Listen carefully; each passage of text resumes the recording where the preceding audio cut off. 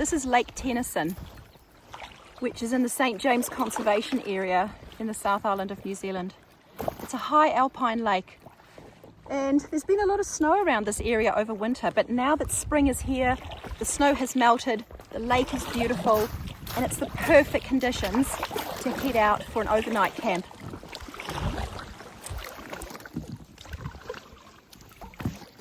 We're going to paddle into camp today just for a change, just to do something a little bit different.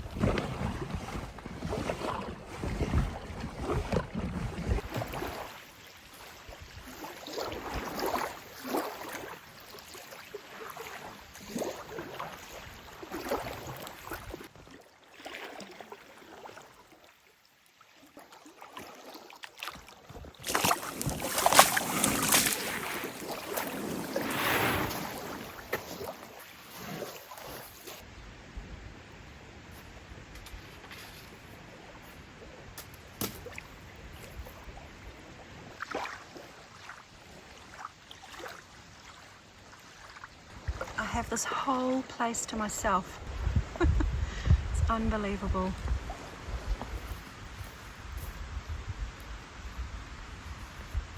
I can hear a river. There was a river on the topographical map, but I wasn't sure whether it was just going to be a little tiny trickle. But I can actually hear the river. I'm going to go exploring and see what it looks like.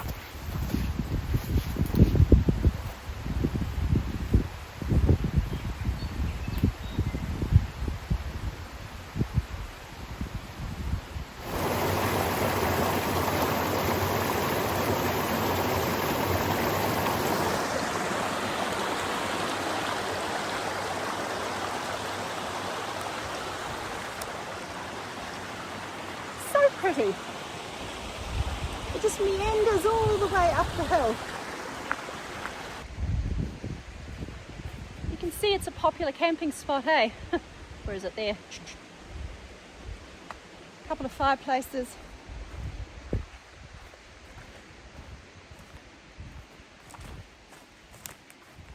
And a view to die for.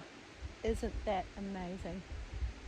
The sun's just gone behind the clouds, but when the sun comes out, the lake is about 4 different tones of blue and green. I'm so tempted to go for a swim, but it is only November. It's not that warm. Still, I'm going to get the tent set up, get camp fully prepped, and then think about that swim.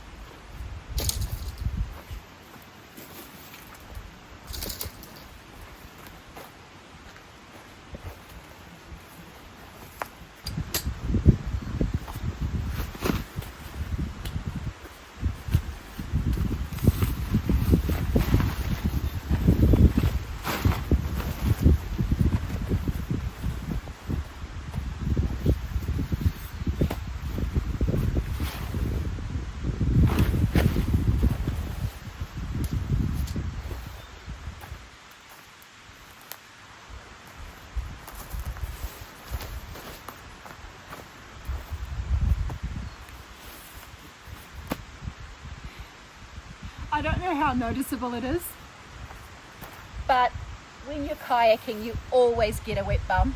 So, no, I haven't peed my pants, in case you're wondering. You weren't.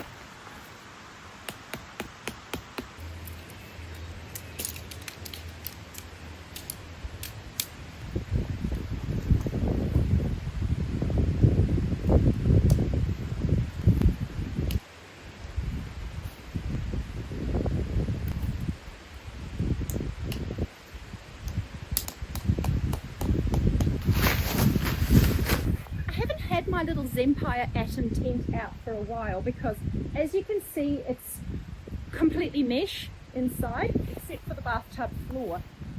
So it really is a summer tent. It's late spring, so hopefully I'm going to be warm enough.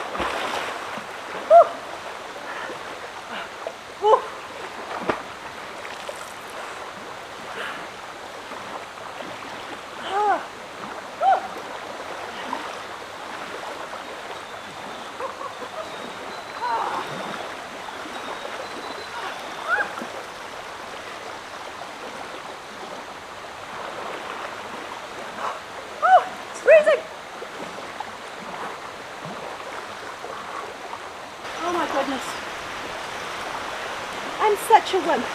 That must have been the shortest swim known to man, but I got in.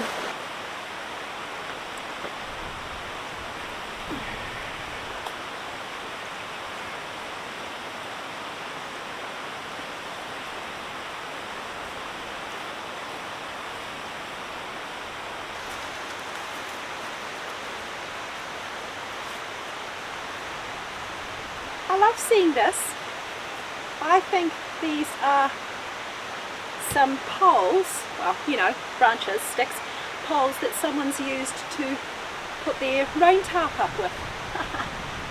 Awesome! I'll make sure I leave them here so that they can use them when they come next time, or someone else can. But for now, I'm going to use them to make a clothesline.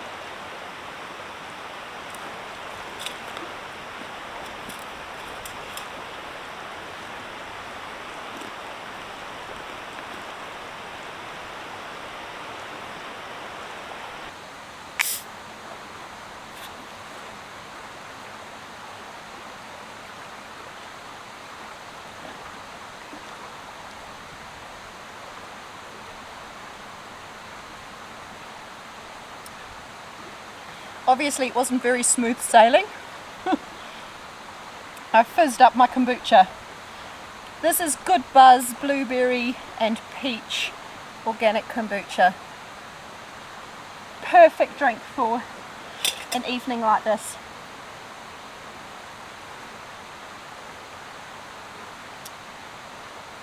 Although I would have enjoyed a beer as well. Based on where the sun is, I think we've probably only got about 10 minutes before it goes down behind the mountain. So I'm actually tempted to go for a little wander. So that's where I started, down the end of the lake there. And right down the end there it drains into the Clarence River. Speaking of rivers, here's that little one that I was following earlier.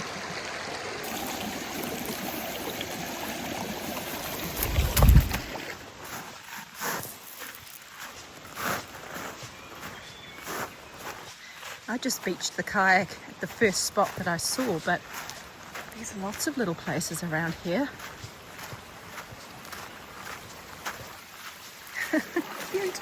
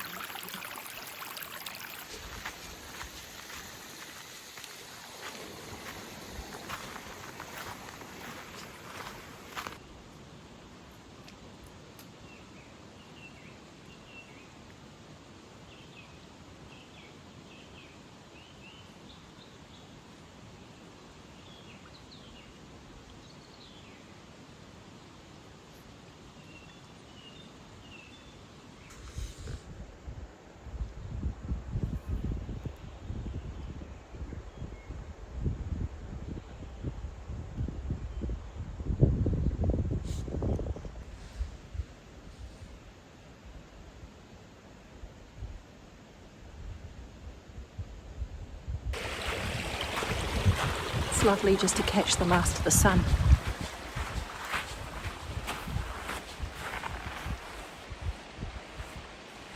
You can just see the last little bit over there where we were before. It's all of a sudden a whole lot colder. So I'm going to head back, put on a warm layer, and get the tent nicely set up. I haven't laid out my sleeping bag or anything yet. So it'll be good to do that before it gets dark. And I can get started on some dinner.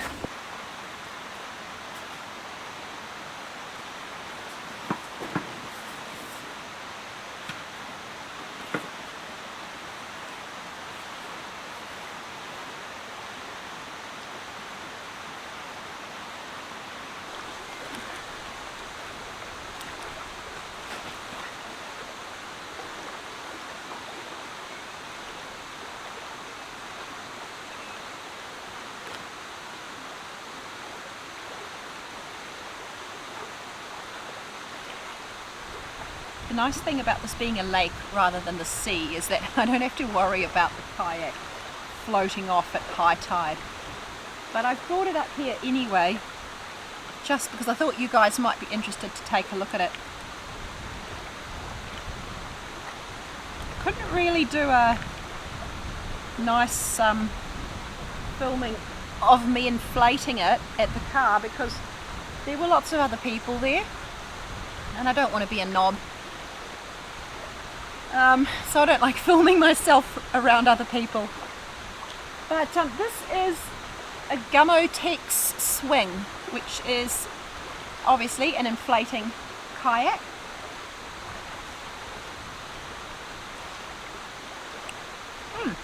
Hang on.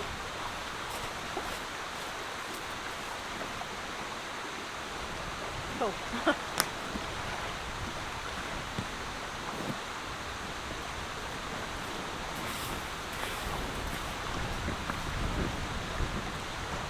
Just want to make sure the little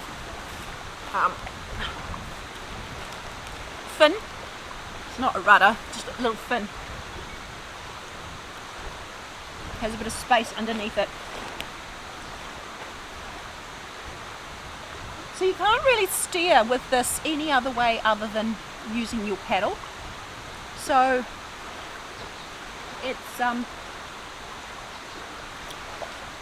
it's quite movey, like it moves left and right a lot, so you lose a lot of your energy through trying to keep it straight. So I wouldn't say it would be a fantastic kayak to use for long distance stuff, but it's so fun for what I just did there. And I have taken it down the Motueka River with some friends and on Lake Oho. So it's yeah, it's really versatile. What I'll do is tomorrow morning when I set off, I'll show you how it deflates and inflates. Will I? I just realised I've got to take the bars and everything out.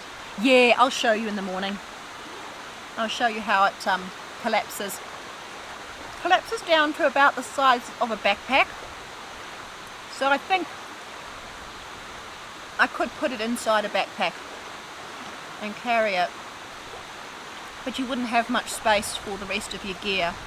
Because I have thought about walking it up into the mountains and doing a kayak like around Lake Cristobal or somewhere where you can only walk in.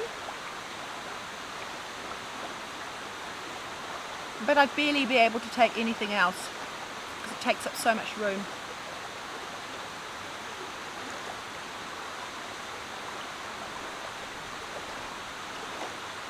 The lovely thing about it is it doesn't take up a lot of room in your car, so you can just chuck it in the boot, carry it down to the water, inflate it, off you go.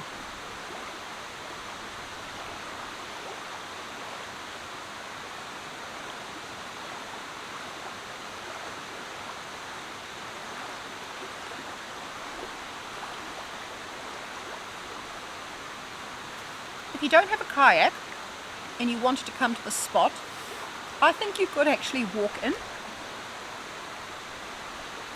As long as you don't mind getting your feet wet. I'll show you on the kayak out, but on that eastern side there's a really narrow little bit of beach. So as long as the lake wasn't up super high, you've got about a beach about this wide that you can walk around the edge, and there's just one patch, probably about maybe 50 meters long, where the mataguri thorn bushes grow right down to the water's edge.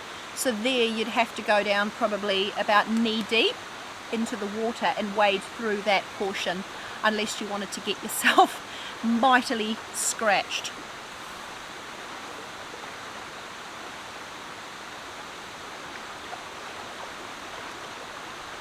I've watched a couple of videos on YouTube, and that's one of the ways that I research where I'm going to go.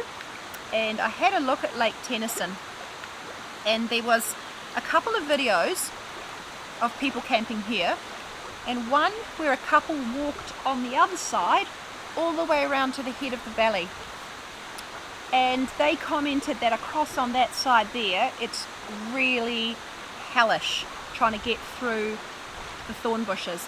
I can just see what looks like either a track. It won't be a proper track because there's no official tracks around here, but I can see like maybe a bit of an animal track going quite high up the mountain. So potentially you've got to go up to get above the mataguri, but in their video they just waded through the water on the way back. And I spotted a camping spot. Ooh, yeah, I'll tell you. I spotted a camping spot on that side of the lake as well, which you could easily walk to. The only thing is you've got to cross the head of the Clarence River where it empties out of Lake Tennyson. You've got to be able to get across there. I had a good look and I can see that there's like a little island, so you can sort of cross where it's shallow to a little island and then walk along a bit and cross again. So I think you could get across there and then walk around, and in amongst those trees in there I have seen another camping spot. So there's options here even if you don't kayak in.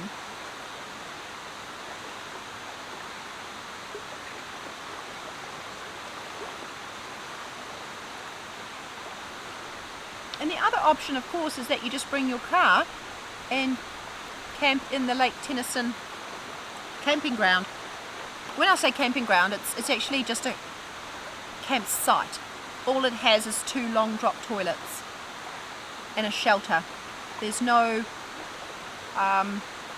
potable water. You've got to bring your own. Or I guess you could boil the water in the lake. I would boil it though, because there are cattle that I've seen a little bit further that way below the lake, but you just never know. You never know. They could be around here as well. So you want to be a bit careful.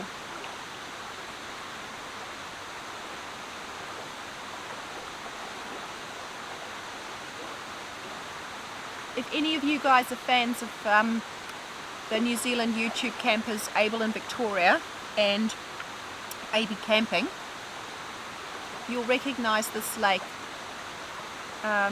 Both Abel and Tony camped back where the shelter is and the campsite during winter when it was snowing.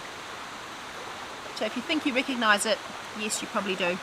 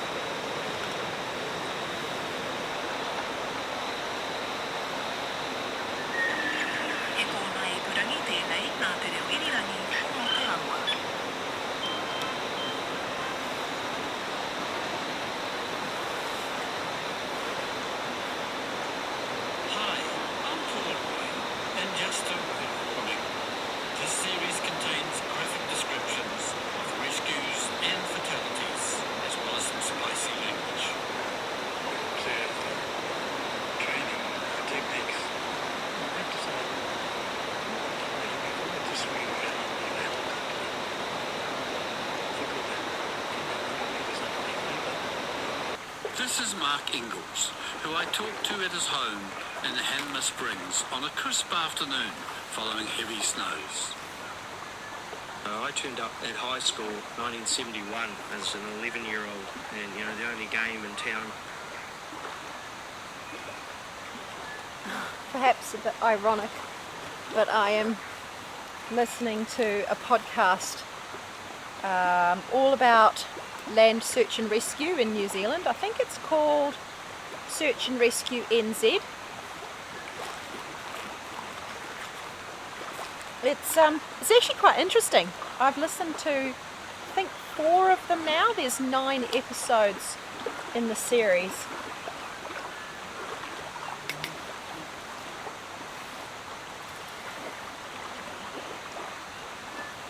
If you are an outdoorsy person in New Zealand, you'll probably find it interesting.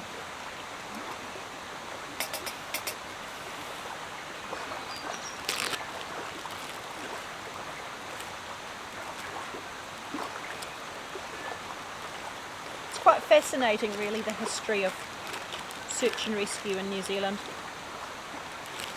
We're very lucky to have a really capable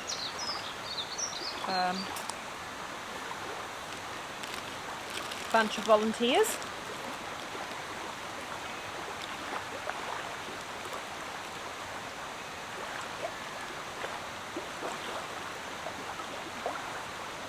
Got rum and raisin chocolate. And I'm not sure if I'll regret it, but I've come up with this idea. I'm not going to call it a smart idea in case it's not, but I'm putting it in my hot chocolate.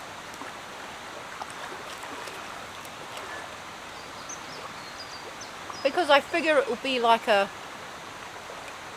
liqueur hot chocolate with the rum.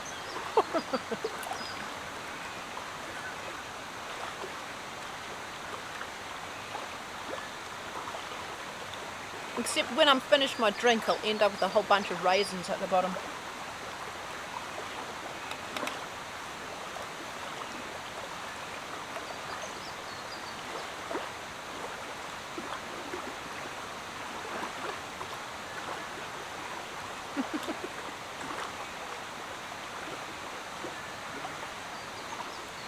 Tastes like a hot chocolate with rum.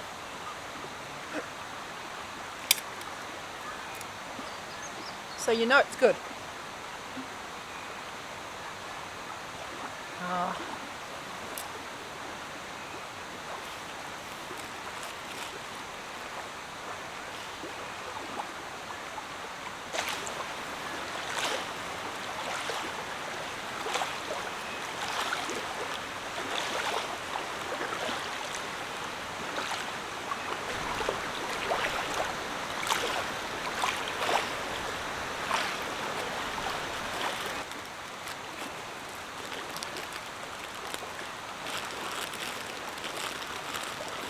Thinking I might go and jump into bed, but it's actually really nice sitting out here. I think I'm just going to sit here for a while and listen to the river and the lake before I turn my podcast on, because this is super special.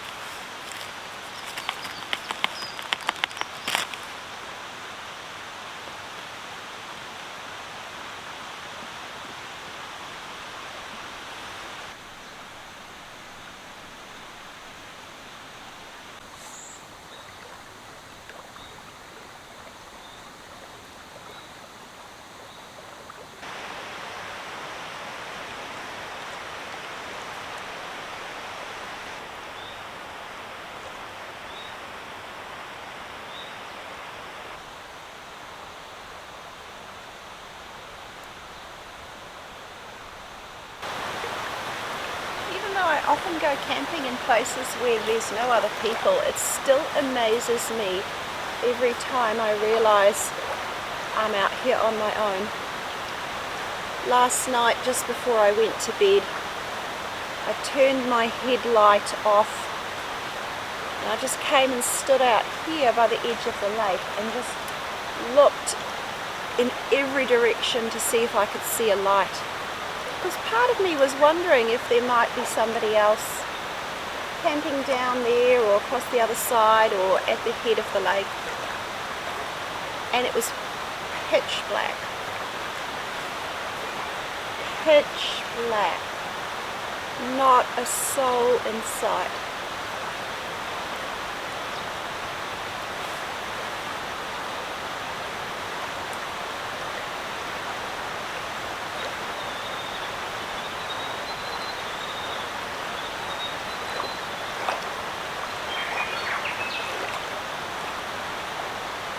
I don't live in a country that's overpopulated. But it is still really hard to get away and find solitude. It does require a lot of effort. I mean, this was a lot of effort. Hours of driving. An entire hour on a rough dirt road for the last hour of the drive. Stopping and opening farm gates. Over cattle grids. Inflating a kayak, kayaking out here. So you do have to go to a bit of effort to get to a place where you can enjoy it on your own, but I just think it's so worth it. Such a unique feeling.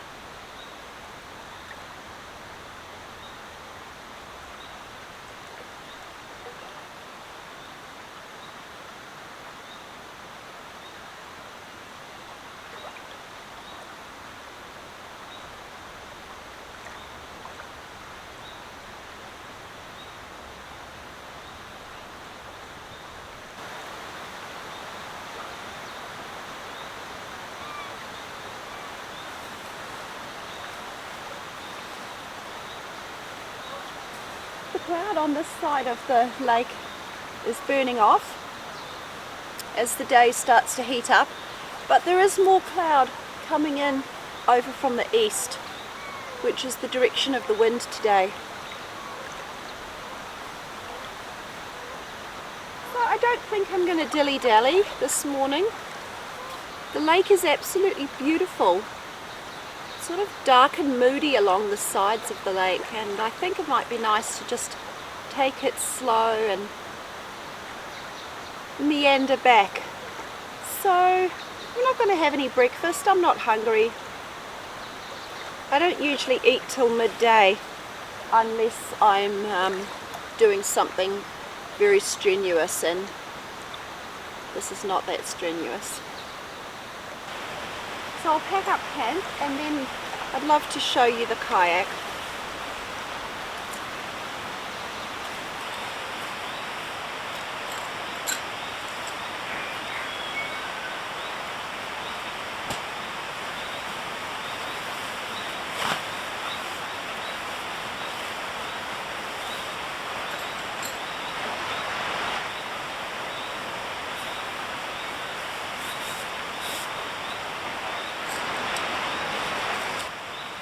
This used to be my Dee Hannock's super light tarp, but it ripped in high winds one day, so I just made it into a ground sheet. It's not waterproof when you put pressure on it, so if it's on the ground and the ground's already wet, it's not great, but it's really good just for protecting the bottom of the tent from getting damaged by things like stones and sticks, which I knew, given that it was the edge of a lake, the ground could be quite rough.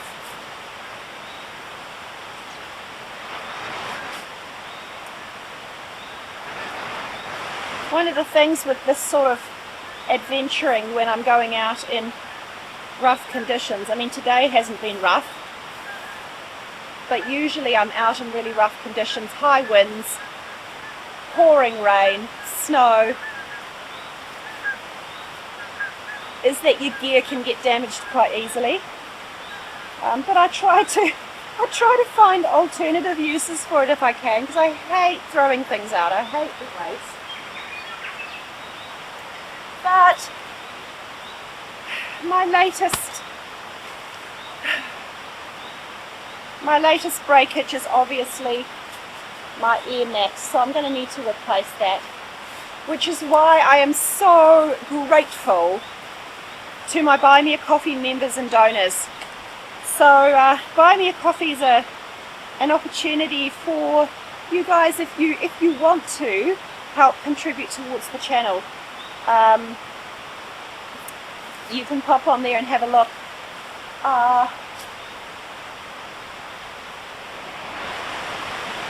I use the money from Buy Me a Coffee to buy treats for Indy and I. Indy's my dog, if you haven't watched the channel before. And those treats are usually essential gear for me, because so many things do get damaged and broken. So I'm going to use my Buy Me a Coffee money to buy myself a new air mat. So thank you so much to those of you that have very kindly, very generously left me a little gift on Buy Me a Coffee. There's a couple of people, I'll pop your names up here, you know who you are, but there's a couple of people that have been extremely generous recently, and I just wanted to say a huge thank you. There's actually so many people I want to thank, and one of the things I wanted to mention is I have an Instagram page. I'm not a massive Instagrammer, but I like to share a few photos from the trips, so I try to put some stuff on there in addition to what you can see on YouTube, so that it's sort of a little extra. So if you are an Instagram follower, you've got an Instagram account and you want to follow me on Instagram, there's a link in the description of this video. But from time to time people will leave me messages on Instagram, so you can, private message people on Instagram. I just wanted to say thank you. If you're one of those people that has sent me a message on Instagram, thank you. I don't reply to messages on Instagram. I just like to keep some things in my life simple. And I reply to comments on YouTube, but I don't reply to comments anywhere else. So you are very welcome to send me a message on Instagram, and I want to say thanks to those people that have. I have read your messages, and it's not out of rudeness that I haven't replied. I just, need to keep life somewhat contained. So just reply. I just reply to the comments on YouTube. So if you want to leave me a comment, feel free to. It's always lovely to hear from people. And thank you so much if you've left me a donation on YouTube. Super thanks. And also to my YouTube channel members.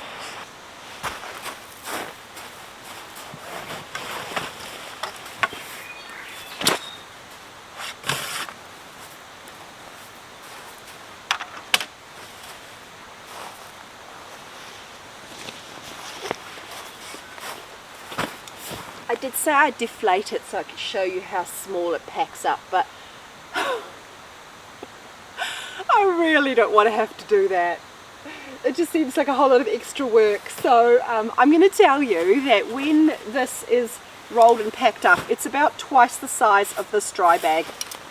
Yep, here's its bag here. So that's about how big it is.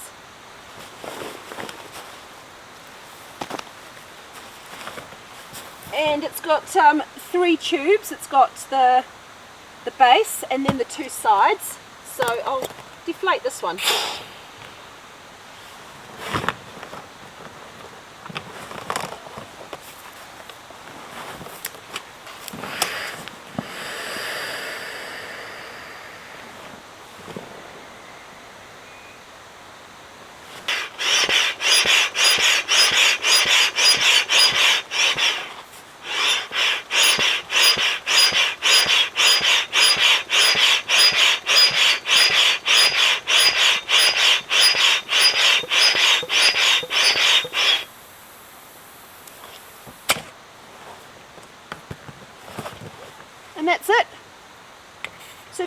doing that 3 times over for the base and each side, you're done. It takes like 5 minutes maximum to get it set up.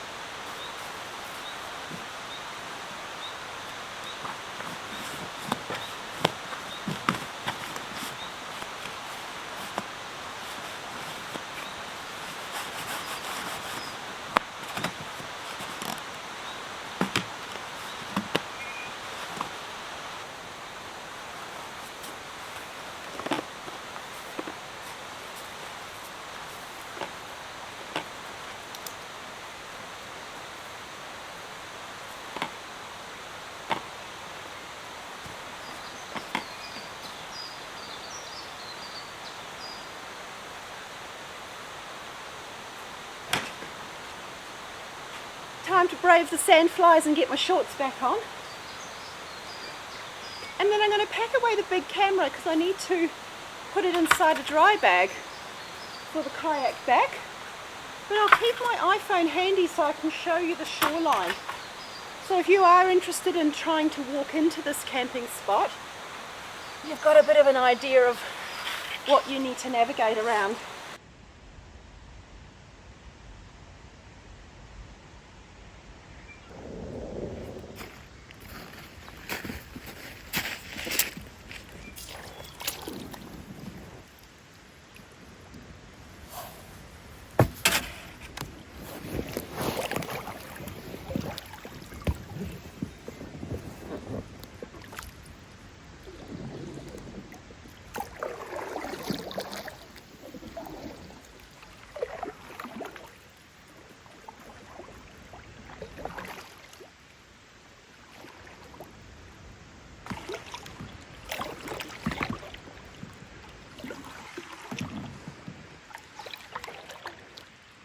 I'm sure some of you are curious about whether you can fish in this lake. And the answer is yes. Apparently there are trout in here, but you need to have a fishing license, a fishing rod, and some patience. And I currently have none of those.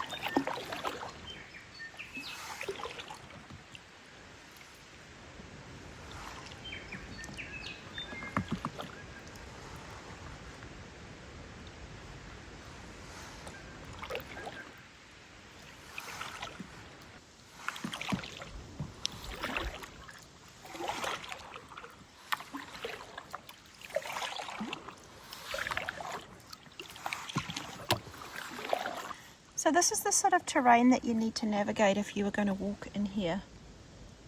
Just sort of a bit boggy, a bit rocky, a few thorn bushes coming down to the edge. But quite doable, unless you're in sandals.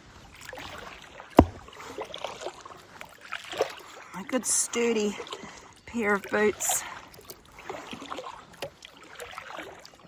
and you'll be fine.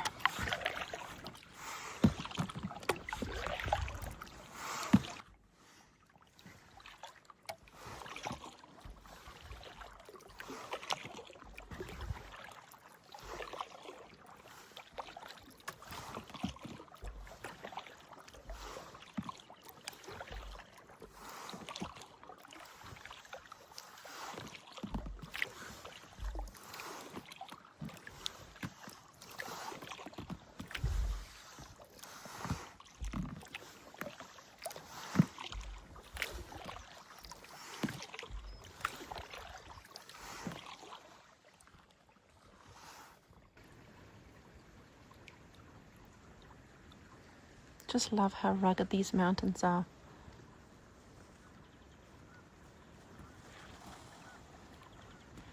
Very little snow left on them, but I imagine they would be extremely beautiful in winter. Just gorgeous.